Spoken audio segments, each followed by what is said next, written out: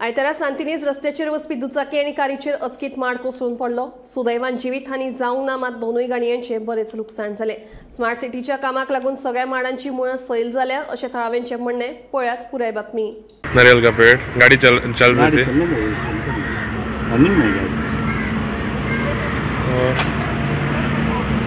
आप कहाँ से हो? आंध्रा से।